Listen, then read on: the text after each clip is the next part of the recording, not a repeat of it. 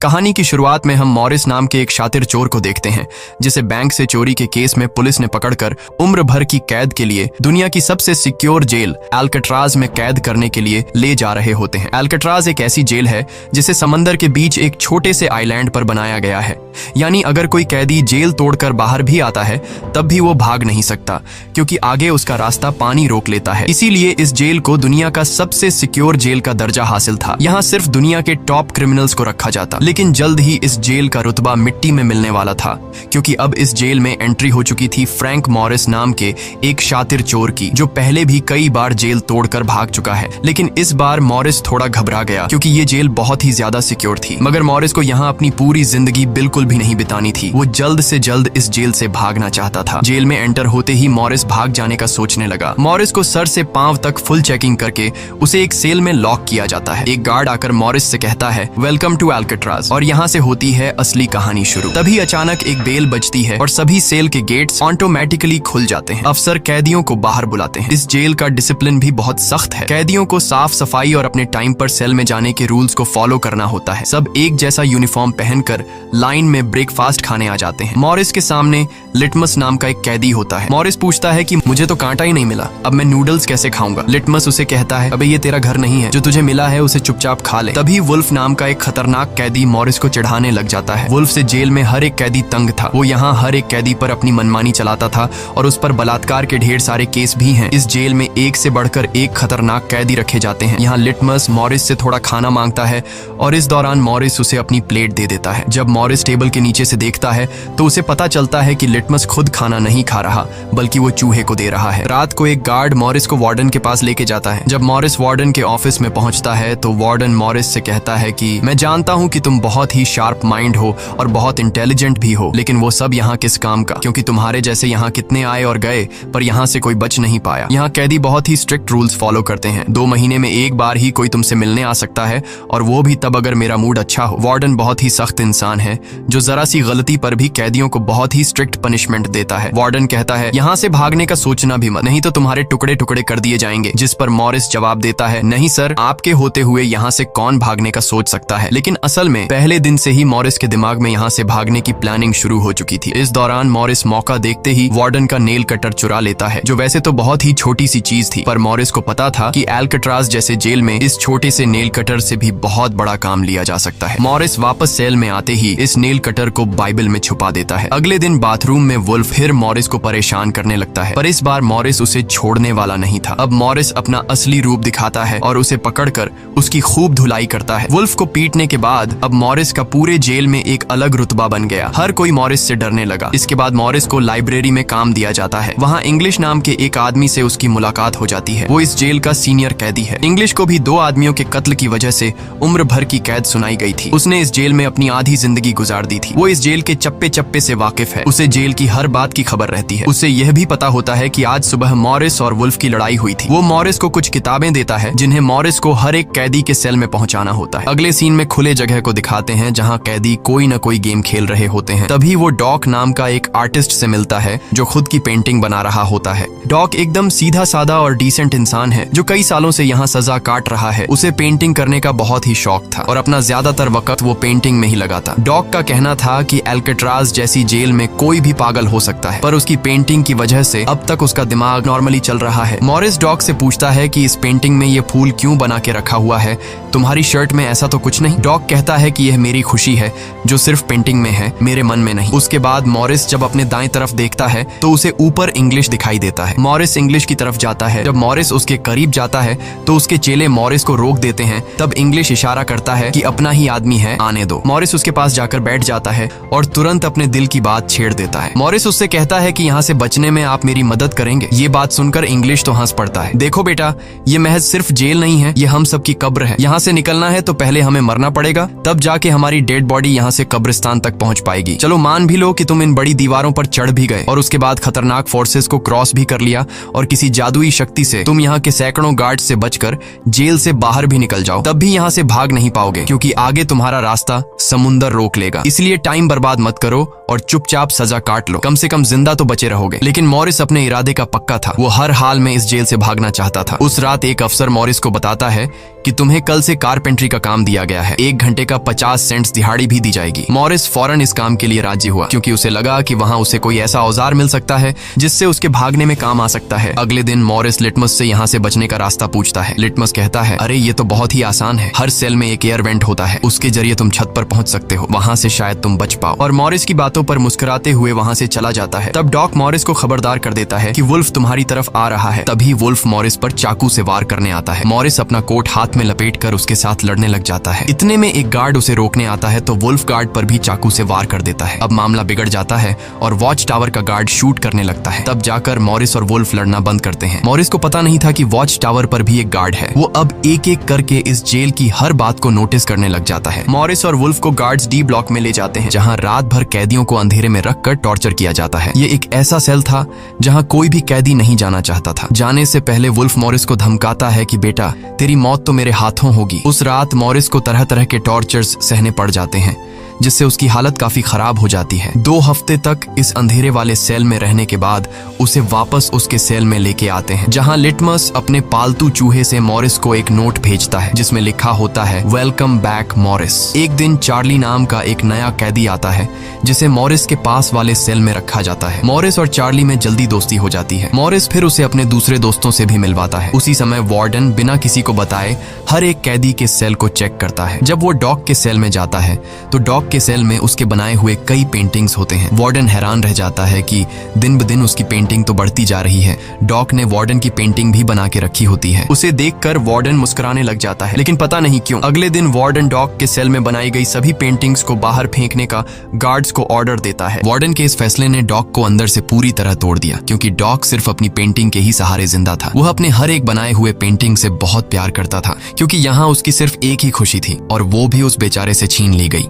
Morris उसे समझाता है कि कोई बात नहीं, वो सिर्फ पेंटिंग ही तो थी, तुम और भी बना सकते हो। लेकिन डॉक इस सदमे से बाहर नहीं आ पा रहा था। अगले दिन उसे देखकर मॉरिस गार्ड से कहता है कि प्लीज डॉक पर नजर रखिए, वो बहुत ही परेशान दिख रहा है, कहीं वो खुद को नुकसान न पहुंचा ले। फिर गार्ड मॉरिस को कहता है, तुम अपने काम से काम रखो। डॉक को भी मॉरिस के साथ कारपेंटर का काम दिया जाता है। तभी डॉक छुपकर मॉरिस की जेब में कुछ रख देता है। उसके बाद वो एक गार्ड को बुलाता है और कारपेंटरी के लिए दी गई कुल्हाड़ी से अपनी 3 उंगलियां काट लेता है और कहता है कि जिन उंगलियों से मैं पेंट नहीं कर सकता उनकी मुझे जरूरत नहीं है। यह कहकर वो चिल्लाने लग जाता है। तब गार्ड उसे पकड़ कर ले जाते हैं। मॉरिस देखता है कि डॉक ने उसके कोट में वही फूल डाल दिया है जिससे उसने अपनी पेंटिंग बनाई थी। शायद वो मॉरिस को बताना चाहता है कि इन लोगों ने मेरी खुशी मुझसे छीन ली। मॉरिस डॉक की कटी हुई उंगलियां उठाकर एक डिब्बे में डालता है और गार्ड को देखकर कहता है कि जाओ अपने वार्डन को दे दो, वो इसे देखकर बहुत खुश होगा। अगले दिन मॉरिस अपने सेल में बैठा होता है। तभी वो देखता है कि एक कॉकरोच एयर वेंट के अंदर जा रहा है, जिससे उसे अंदाजा हो जाता है कि यहाँ से बाहर जाने का कोई रास्ता जरूर होगा। इतने में इंग्लिश आकर बताता है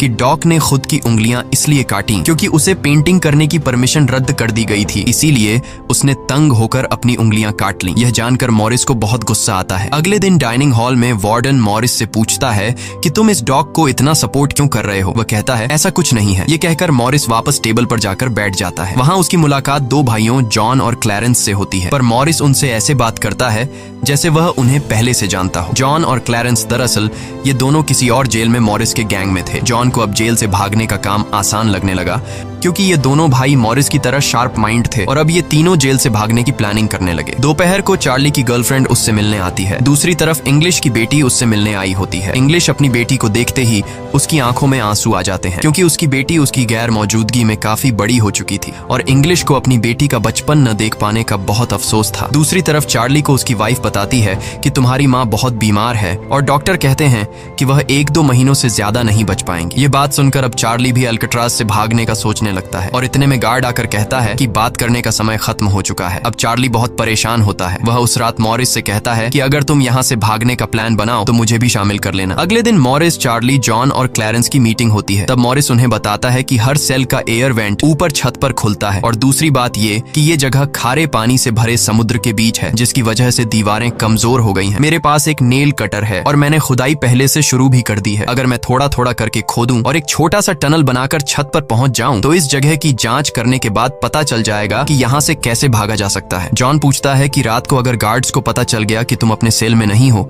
तो उन्हें शक नहीं होगा क्या? तभी क्लैरेंस बताता है कि इस मसले का हल मेरे पास है। वो कहता है कि यहाँ मेरे पहचान का एक बार्बर है जो कैदियों के बाल काटता है। वह हमें बाल सप्लाई कर सकता है और उसे यूज करके हम एक डमी हेड बनाकर उसे बेड पर लिटा देंगे, जिसके बाद अगर हम दीवार की सुरंग से निकलकर ऊपर छत पर भी होंगे तब गार्ड्स को शक नहीं होगा, क्योंकि हमारे सेल के बेड पर नकली सिर रखे होंगे। पर बात अभी भी वहीं अटकी हुई थी कि जेल से तो निकल जाएंगे, लेकिन समुद्र का पानी कैसे पार करेंगे? मॉरिस जॉन से कहता है, देखो इसमें मुझे तुम्हारी मदद की जरूरत पड़ेगी। तुम तो क्लोजिंग डिपार्टमेंट में काम करते हो, वहां तुम्हें उन पुलिस अफसरों के लिए बनाए गए रेनकोट्स मिल जाएंगे, तो तुम कुछ रेनकोट्स चुरा कर मुझे दे देना। हम उससे एक ट्यूब बोट और लाइफ जैकेट बनाकर समुद्र को पार कर सकते हैं। यहाँ चार्ली कहता है, भाई मुझे भी कोई काम दो, मैं भी तुम लोगों की मदद करना चाहता हूँ। मॉरिस चार्ली से कहता है कि जब मैं वेंटिलेशन की जाली खोदूं तो तुम पहरा देना ताकि कोई गार्ड हमें देख न ले, और जब तुम खोदोगे तब मैं पहरा दूंगा। मॉरिस का प्लान सभी को पसंद आता है और उसी रात में काम शुरू कर देते हैं, लेकिन दीवार खोदने के लिए नेल कटर बहुत छोटा था, जिसे चलाने में मॉरिस को बहुत जोर लगाना पड़ता और मॉरिस को दीवार खोदने में काफी मुश्किल हो रही थी। उसके हाथ में कहीं छोटे भी आई, लेकिन वो धीरे धीरे उस होल को खोदने लगता है। अगले दिन वो खाने के टेबल पर अपने दोस्तों से कहता है कि मुझे खुदाई के लिए एक बड़े औजार की जरूरत है, नेल कटर से दीवार खुरेदना बहुत मुश्किल हो रहा है। तभी मॉरिस ने अपने हाथ में चम्मच को देखते हुए उसके दिमाग में एक आइडिया आया। वो जानबूझकर चम्मच को अपने जूते पर घिसकर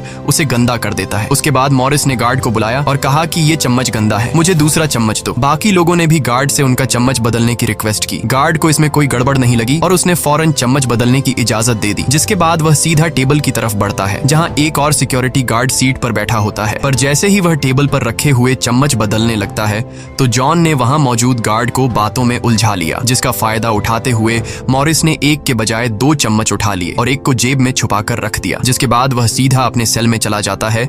रात को इंग्लिश उसे बुक देने आता है तो मॉरिस पूछता है कि क्या यहाँ पर वेल्डिंग करने वाला कोई इक्विपमेंट मिलेगा? इंग्लिश समझ जाता है कि मॉरिस के सिर पर अब भी जेल से भाग निकलने का भूत सवार है। वह कहता है कि मैं तुम्हें पहले भी बता चुका हूँ कि तुम्हारी कोशिश बेकार हो जाएगी, क्योंकि तुम पकड़े जाओगे और शायद अपनी जान भी गंवा दोगे। इतने सालों में मुझे कभी भागने का ख्याल नहीं आया, क्योंकि मैं जानता हूँ ये इम्पॉसिबल है, लेकिन तुम जिद्दी हो तो मैं क्या कर सकता हूँ, करो कोशिश। लेकिन मॉरिस को उसकी वार्निंग का कोई फर्क नहीं पड़ता। वह अगले दिन लिटमस से माचिस मांगता है और कहता है कि अगर आप मेरी मदद करेंगे तो मैं आपके चूहे को अपने हिस्से का खाना हर रोज दूंगा। लिटमस खुश होकर ये डील मान जाता है, क्योंकि लिटमस को चूहा बहुत पसंद था। उसी रात लिटमस मॉरिस को अपने माचिस पास कराता है। मॉरिस नेल कटर के एक हैंडल को निकालता है, जिससे वह एक छोटा सा बेलचा बनाने जा रहा होता है। फिर वह चम्मच को तोड़कर नेल कटर की हैंडल से जोड़ लेता है। फिर माचिस चलाकर दोनों को अच्छी तरह से वेल्ड करके एक नुकीला औजार तैयार कर लेता है। बस फिर क्या था, वो वेंट के चारों ओर खुदाई शुरू करता है। चार्ली पहरा देता है। अगर कोई गार्ड उस तरफ आया तो वह तुरंत सीटी मारकर मॉरिस को सिग्नल देगा, पर पहरा देते देते चार्ली की आंख लग जाती है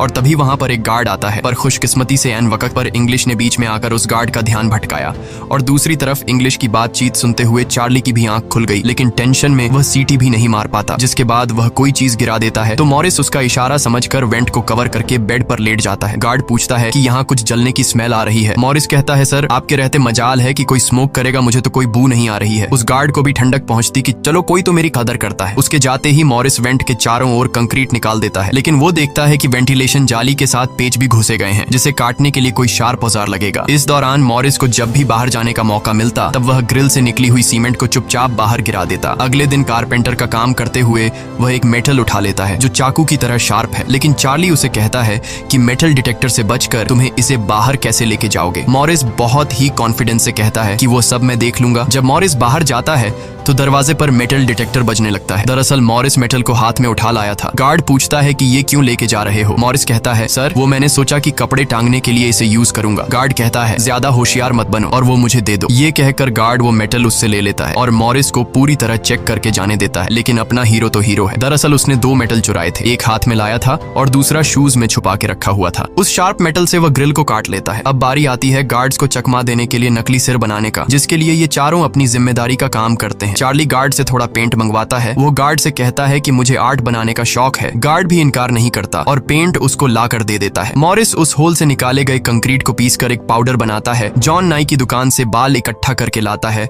और क्लैरेंस लाइब्रेरी से पुरानी किताबें इकट्ठा कर लेता है। सारा सामान इकट्ठा होने के बाद मॉरिस पानी और पुराने मैगजीन का इस्तेमाल करके एक डमी सिर बनाने लगता है, जिसके ऊपर पेंट और नकली बाल लगाकर बिल्कुल रियल दिखने वाला एक नकली सिर तैयार कर लेता है। साथ ही साथ मॉरिस ने अपने प्लान को और मजबूत करने के लिए नकली कार्डबोर्ड बनाए जिससे कोई शक नहीं कर पाएगा कि सामने की दीवार में किसी ने सुरंग बनाई है। एक रात मॉरिस ने अकेले ही ऊपर जाने का फैसला किया, जिसके लिए उसने अपनी बनाई गई नकली खोपड़ी को बेड पर रखा और उसे गर्दन तक कंबल से ढक लिया। जिसके बाद वह नकली कार्डबोर्ड लेकर सुरंग से बाहर निकल आता है। वहां मॉरिस पाइप्स को पकड़कर धीरे धीरे ऊपर छत पर चढ़ जाता है। दूसरी तरफ चार्ली बाहर पहरा दे रहा होता है। छत पर पहुंचने के बाद मॉरिस देखता है कि वहां ऊपर एक लोहे का ग्रिल है जिस तक वह कूद कर भी नहीं पहुंच पाता। इसी बीच एक गार्ड आता है और चार्ली से पूछता है कि इतनी देर रात तक तुम पेंट क्यों कर रहे हो और तुम्हारा दोस्त मॉरिस आज इतनी जल्दी क्यों सो गया। चार्ली कहता है कि जी सर, आज मॉरिस कारपेंट्री का काम करते हुए थक गया था, इसलिए वह जल्दी सो गया। तभी अचानक गार्ड के हाथ से उसकी लाठी नीचे गिर जाती है। उसे उठाते हुए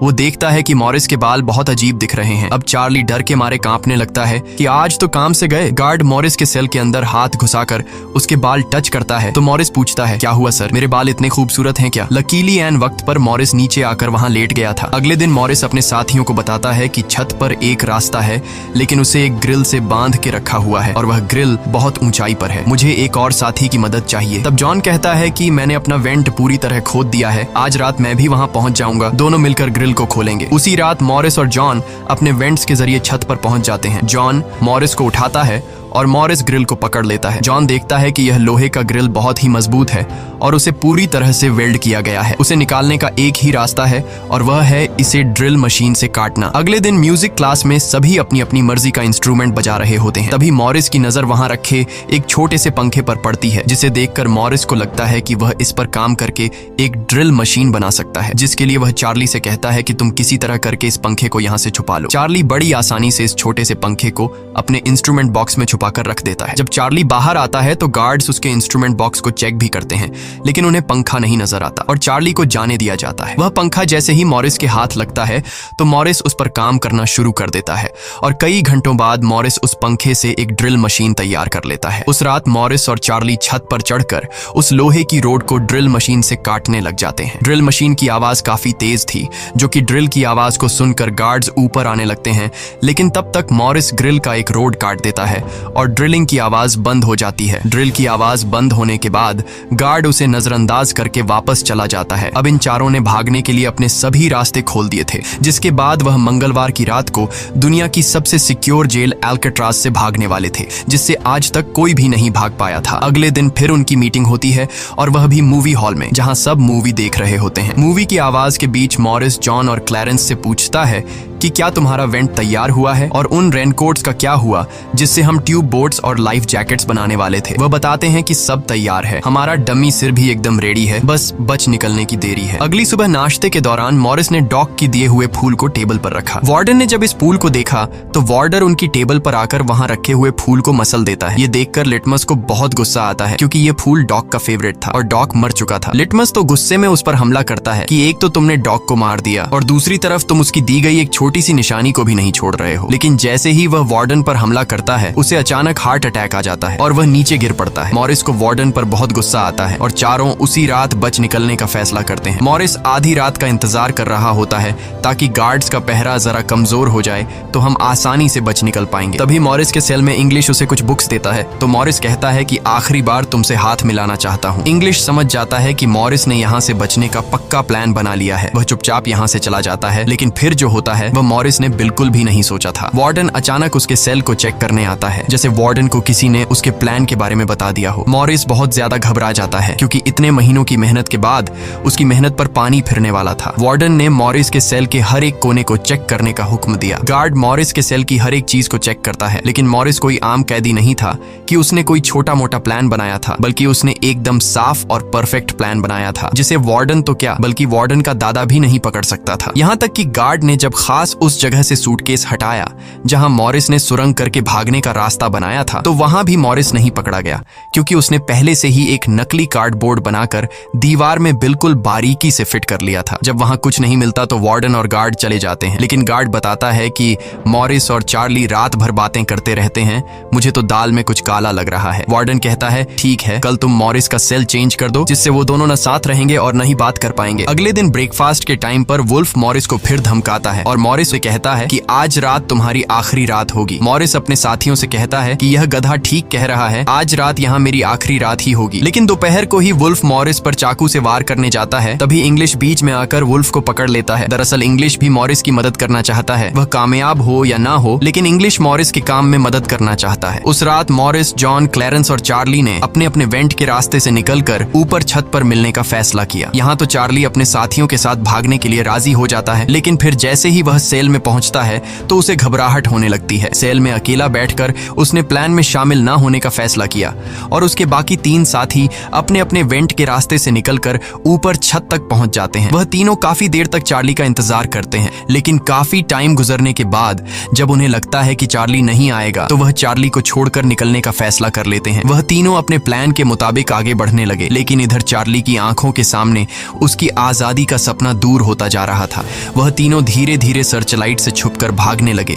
इस तरह से वह छुप छुप कर बिल्डिंग के एंड पर पहुंच जाते हैं। तभी सेल में बैठे चार्ली के दिल में जोश आता है और वह भी भागने का इरादा कर लेता है। वह अपने वेंट के रास्ते से निकलकर ऊपर छत तक पहुंच जाता है, लेकिन अब बहुत देर हो चुकी थी क्योंकि वह अकेला वहां ऊपर के उस दरवाजे तक नहीं पहुंच पा रहा था। यानी उसने अपनी आजादी का मौका डर की वजह से गंवा दिया। दूसरी तरफ वह तीनों छत पर पाइप से लटक कर नीचे जमीन पर आ जाते हैं और टावर में बैठे सिक्योरिटी गार्ड की नजरों से बचते हुए जेल की आखिरी दीवार तक पहुंच जाते हैं और फिर वह तीनों बारी बारी उस फेंस की दीवार पर चढ़कर जेल से बाहर निकल आते हैं। अब वह तीनों तेजी से दौड़ते हुए समंदर के किनारे आ गए। फिर वह तीनों रेनकोट को निकालकर उसमें मुंह के जरिए हवा भरने लग जाते हैं। मुंह से भरने में उन्हें काफी टाइम लग रहा था, लेकिन इसके अलावा उनके पास कोई दूसरा रास्ता नहीं था। इसीलिए वह तीनों अपनी पूरी जान लगाकर जैसे तैसे करके रेनकोट से बनी ट्यूब बोट को आखिरकार फुला देते हैं और बोट को पानी में डाल देते हैं। इस तरह से यह तीनों अल्काट्राज के रुतबे को मट्टी में मिलाते हुए भाग जाते हैं। अगली सुबह एक गार्ड हर सेल को चेक कर रहा होता है। शुरुआत में गार्ड को सब कुछ नॉर्मल दिखाई देता है,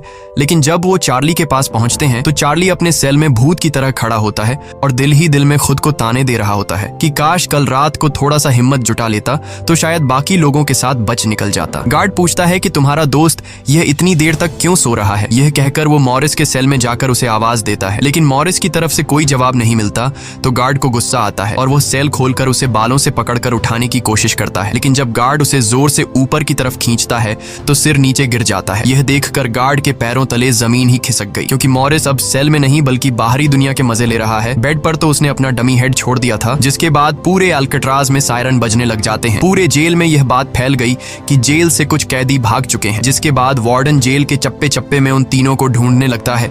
जब वो तीनों जेल के अंदर नहीं मिलते तो वार्डन समुद्र में एक सर्च ऑपरेशन चलाता है। वार्डन को यकीन नहीं होता कि वो तीनों बच निकल गए। उसे लगता है कि जरूर तीनों पानी में मरे होंगे, पर अंदर ही अंदर वार्डन जानता था कि वो तीनों बहुत ही स्ट्रांग थे। उन तीनों ने समुद्र के पानी को पार करके अब आजादी का सांस ले रहे होंगे। वार्डन से हेडक्वार्टर के अफसर सवाल पे सवाल उठा रहे होते हैं, तुम क्या सो रहे थे जब वो तीनों बच निकले। वार्डन बहुत ही टेंशन में होता है, लेकिन तभी वहां पर वार्डन को डॉग का वही फेवरेट फूल मिलता है। इसका मतलब ये था कि मॉरिस वार्डन से डॉग का बदला भी लेना चाहता था। तब सर्च टीम का हेड आकर बताता है कि सर, हर तरफ सर्च हो चुका है, लेकिन उनकी बॉडीज नहीं मिली। अब वार्डन अपनी नौकरी और खुद की इमेज बचाने के लिए उसे कहता है कि जैसा मैं कहता हूँ वैसे रिपोर्ट लिखो कि उन तीनों ने बचने की कोशिश की, लेकिन वो तीनों पानी में डूबकर मर गए। लेकिन वॉल्टन की इस बात पर किसी को भी भरोसा नहीं हुआ, जिसके बाद मॉरिस अल्काट्राज जेल तोड़ने से पूरी दुनिया में जीनियस के नाम से मशहूर हुआ। इस घटना के 1 साल के बाद अल्काट्राज जेल को बंद कर दिया गया, क्योंकि अब इसकी कोई गारंटी नहीं थी कि यहाँ से कोई बच नहीं सकता। इस तरह से सच्ची कहानी पर बनाई गई ये फिल्म खत्म हो जाती है। अगर वीडियो आपको अच्छी लगी हो तो हमारे चैनल को सब्सक्राइब और वीडियो को लाइक जरूर कीजिएगा।